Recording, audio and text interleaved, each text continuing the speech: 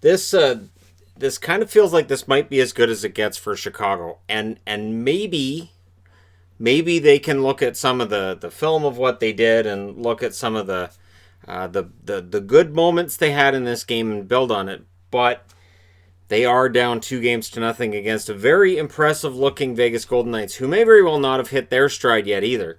So the interesting headline out of the gate is Pacioretty unfit to play.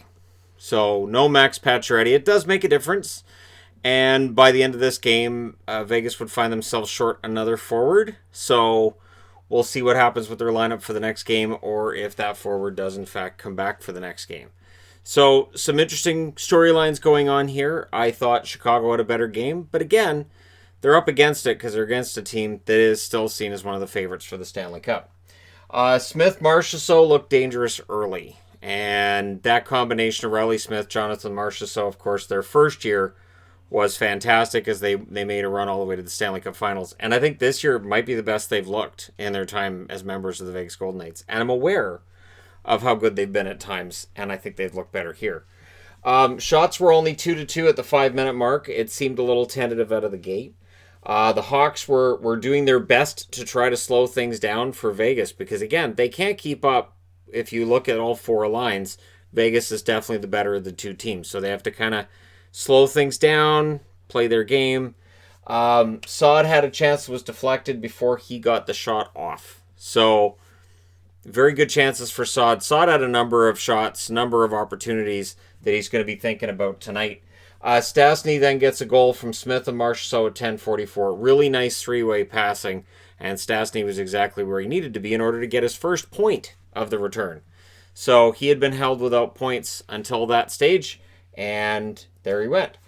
Shots were even at 5 apiece through 14 minutes, but then at 15:35, Nosek gets a goal from Carrier. And I'm just going to say he put that one through Crawford. Crawford needs to stop that. That's one of those goals that Crawford definitely needs to stop. Now, Crawford would make up for that later on in the game, but when you look at the overall score, that one really does matter. So, Crawford looked kind of shaky. That was 2 of the first 6 shots. I'm pretty sure that was the 6th shot that went through him. The Vegas had another one before the end of the period. Late penalty then to Stone. The Hawks go to the power play, and Patrick Kane would hit the post. So Saad, Kane, both of them with moments that they're looking at going to the intermission, saying this could be 2-2, but it's 2-0 for Vegas. Second period. Hawks nearly scored early. They definitely needed that jump, and then Kirby Dach puts one in from DeHaan and Kane at 3:17. I thought Dach, not a great game 1. I thought he was much better in game 2. So that's the storyline we're watching as well to see if Dach can keep up with not just the Oilers, of course, in that playing round, but now with, as I said, one of the Cup favorites in Vegas.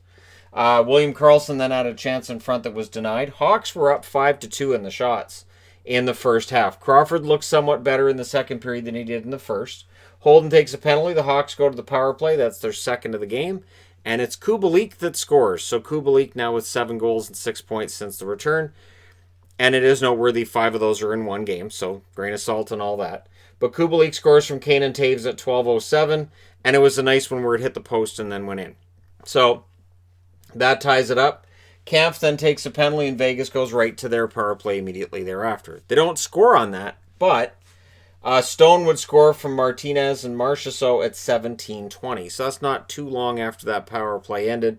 But just before the end of the period, it's Dylan Strome from Kane and DeBrincat at 19:46. It's 3-3 after 2. And I thought Leonard looked a little shaky in that second period. I thought that the Vegas Golden Knights in general didn't seem to quite be on their game, and they were outshot. But in the third period, they turned that around. That being said, the storyline in the third period was Thomas Nosek not being on the bench to start the third, and he would not return. Taves and Kubalik had a 2-on-1 early in that period that just missed. Vegas pressed with around 11 minutes and 20 seconds left. They were getting more shots, and they had a ton. So the interesting thing with Crawford is he has the slow start, and then he picks it up after that. On Leonard's side, he really wasn't tested that much in the third period.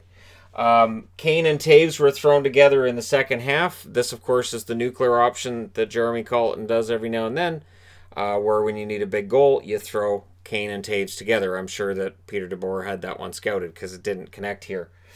Um, Crawford made some big stops late in this one. After the Hawks had some chances with 6 minutes to go. The Hawks' chances, though, honestly, there were some nice blocks. There was some really nice defending by the Vegas Golden Knights. Not a lot of really prime opportunities for Chicago in that one. Third period had really felt like it was going to head to overtime. I had very little doubt in my mind this game was going to end up in overtime as it went along. The Hawks did manage to press with 1 minute and 30 seconds left, but yeah, it was pretty clear to me this one was going to go to overtime. And I will say this, in the overtime, this was all Vegas. They're really, you can measure this game and you can say the first period was kind of evenly played, but Vegas got the goals. The second period, Chicago outplayed Vegas. Third period was mostly a Vegas period where there wasn't any scoring. The overtime was all Vegas, and Chicago didn't really have an answer for that.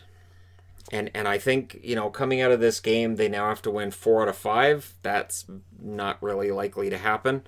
So, yeah, Vegas may very well say, it's a great story, Chicago. Thanks for knocking out the Oilers and doing us a little bit of a favor.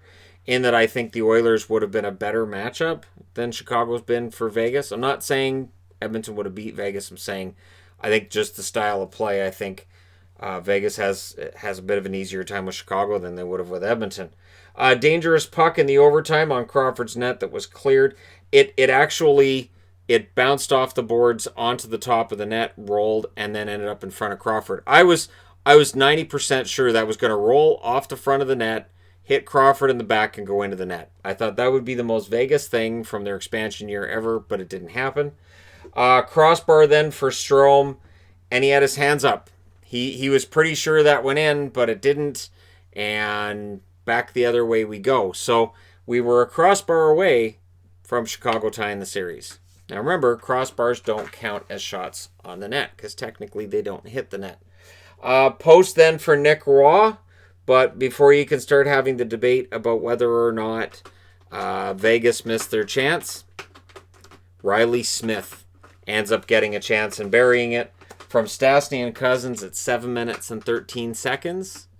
And Vegas, they get the win in overtime, 4-3. She has not clawed that since I did the last video. All right, that's interesting. Okay. I can only assume the cat's trying to drown out my voice, which she wouldn't be the only creature on planet Earth that thinks that's a good idea. So anyways, classic good troll job there by Pixel.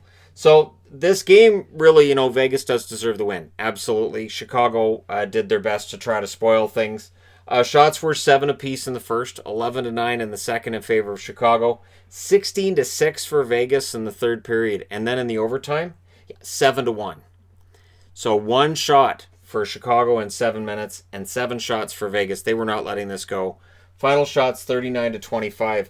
The Golden Knights, the only danger now for Vegas is if they get ahead of themselves and they start thinking about the next round, but in a bubble environment and with the way everything's going, I don't really think that's going to be a problem. Hits were 38-32 for Vegas, so they lead in the shots by a lot, and they lead in hits because they've got Carrier and they've got Reeves. So that's how that works. Stastny with 2 points tonight. Smith had another goal. He had an assist. Riley Smith continues the amazing run he's been on. Marchessault has a couple of helpers because that's what he does. And on the power play, Chicago went 1 for 2. And Vegas only had the 1 power play. So a lot of 5-on-5 plays that went their way. And we'll see whether or not Nosek's able to come back in the next game. Crawford, 35 saves on 39 shots for the Chicago Blackhawks. And Robin Lehner saved 22 out of 25 for the Vegas Golden Knights. Again, I didn't think Lehner necessarily had a great game, but they managed to, in the third and in the overtime, limit Chicago to 7 shots.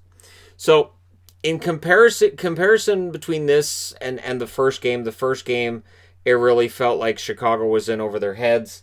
If you look at the shots, it was 39-25 Vegas, and this one was 33-20 in the last one. But I think Chicago was better in this game than the first one, but they're not going to beat Vegas.